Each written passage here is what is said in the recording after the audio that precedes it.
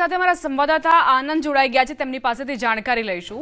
आनंद, जिस तरह से बिहार की राजनीति में अलग अलग मुद्दे इस बार चुनाव के बीच रहे, प्रचार के दौरान भी हमने देखा कि राहुल गांधी से ज्यादा तेजस्वी यादव पर ध्यान केंद्रित था और सामने एनडीए के खेमे की बात करें तो मोदी नीतीश पर ही ध्यान केंद्रित था। आपका आकलन क्या कहता है?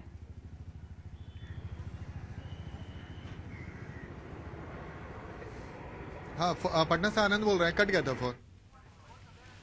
फरी एक वखत आनंदનો સંપર્ક સાધવાનો પ્રયત્ન કરીશું, પરંતુ પટનાની વાત કરીએ।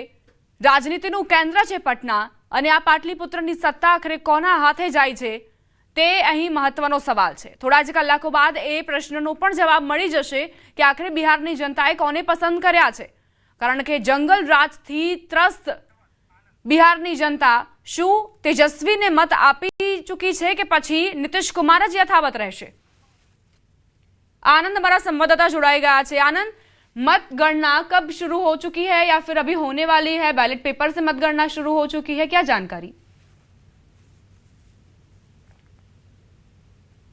बैलेट पेपर से मतगणना शुरू हो चुकी है। लगभग 5 मिनट पहले ये प्रक्रिया शुरू हो चुकी है और कुछ देर के बाद आपको रुझान भी मिलने लगेगा। इस वक्त हम जेडीयू दफ्तर मौजूद है और जेडीयू दफ्तर में फिलहाल तो शांति है, लेकिन कुछ देर के बाद यहाँ पे हलचल आपको बहुत तेज दिखाई गई, क्योंकि तमाम एग्जिट पोलों में एनडीए को जीतते हुए दिखाया गया है और नीतीश कुमार को फिर से मुख्यमंत्री बनते हुए दिखाया जा रहा है। जाहिर सी बात है, यहाँ पे इस वक्त हलचल काफी तेज है और कुछ देर के बाद यहाँ बड़े नेताओं का भी आने का सिलसिला शुरू हो जाएगा। लेकिन फिलहाल हम आपको तस्वीर दिखा रहे हैं पोस्टर की, जिसमें नीतीश कुमार थे हैं और रहेंगे ऐसे पोस्टर लगाए गए हैं और जेडीयू दफ्तर के बाहर भी बड़े बड़े पोस्टर लगाए गए हैं, जिसको हम आपको दिखाने की कोशिश कर रहे हैं। 2025 से 30 फिर से नीतीश, ये पोस्टर ये बताने को काफी है कि एनडीए में काफी उत्साह है, खासकर जेडीयू में काफी उत्साह देखा जा रहा है और जाहिर सी बात है जो मतगणना है वो शुरू हो चुका है और कुछ देर के बाद रुझान भी आने लगेगा और एक आध घंटे के बाद धीरे धीरे तस्वीर साफ होने भी लगेगी कि किसकी सरकार बनने जा रही है। लेकिन अब से कुछ देर पहले तेजस्वी यादव ने दावा किया है कि जीत उनकी होने जा रही है।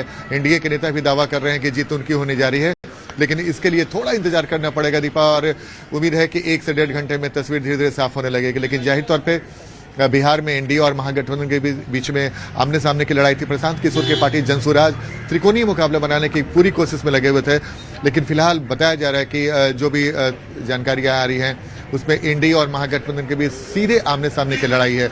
एनडीए की तरफ से जीत का दावा किया जा रहा है, यही दावा महागठबंधन की तरफ से किया जा रहा है। लेकिन कुछ मिनट बचे हुए हैं, कुछ मिनट के बाद तस्वीर पूरी तरीके से साफ हो जाएगी कि बिहार में किसकी सरकार बनती जा रही है। लेकिन पिछले 20 सालों से बिहार के मुख्यमंत्री नीतीश कुमार हैं और एक बार फिर से एग्जिट पोल में उनकी है गठबंधन की सरकार को आगे दिखाया जा रहा है।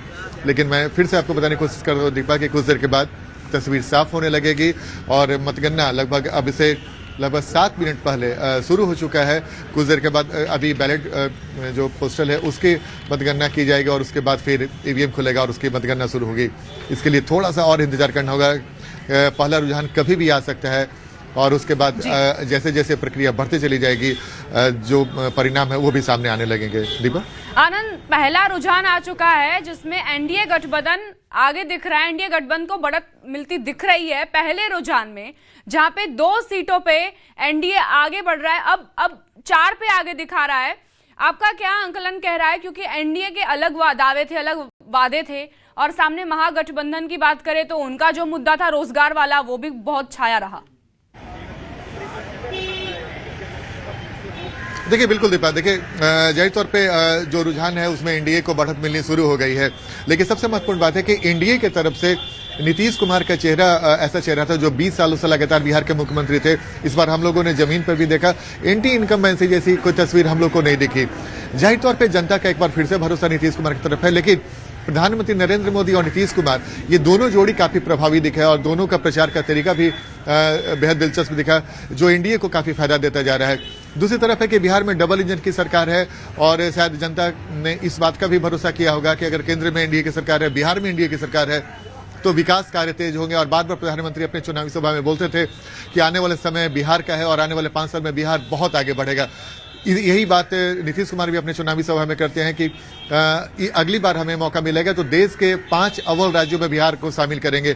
तो जाहिर सी बात है जनता को कई तरह से, इसके पहले मुख्यमंत्री महिला रोजगार योजना के तहत महिलाओं को 10-10 हजार रुपए की राशि दी गई थी। लगभग 1 करोड़ 41 लाख महिलाओं के खाते में 10,000 की राशि गई, जो मास्टर स्ट्रोक माना जा रहा है इस पूरे विधानसभा चुनाव में। तेजस्वी यादव ने भी कई सारी घोषणाएं की। उन्होंने कहा कि हर घर में हम एक नौकरी देंगे।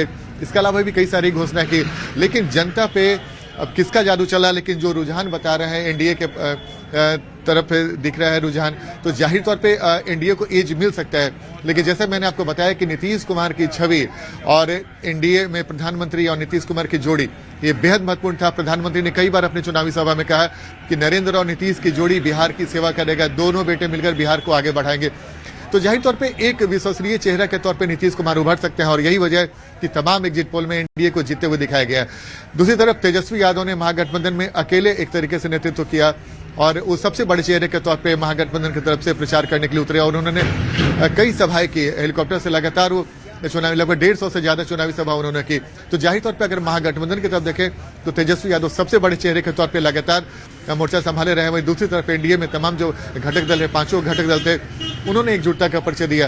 तो अब कुछ देर के बाद तस्वीर धीरे धीरे और भी साफ होती जाएगी कि किसने जो दावा किया, अपने मैनिफेस्टो को जारी किया, उसमें जो घोषणाएं की, उसका असर जनता पर क्या पड़ेगा। लेकिन इस बार के विधानसभा चुनाव में महिला वोटरों की निर्णायक भूमिका मानी जाती है। जैसे कि मैंने आपको बताया कि 10,000 रुपए जो मुख्यमंत्री महिला रोजगार योजना के तहत महिलाओं को दिया गया, वो बिहार के सियासत का टर्निंग पॉइंट माना जा रहा था। तेजस्वी यादव ने भी कई सारी घोषणाएं की, लेकिन उसके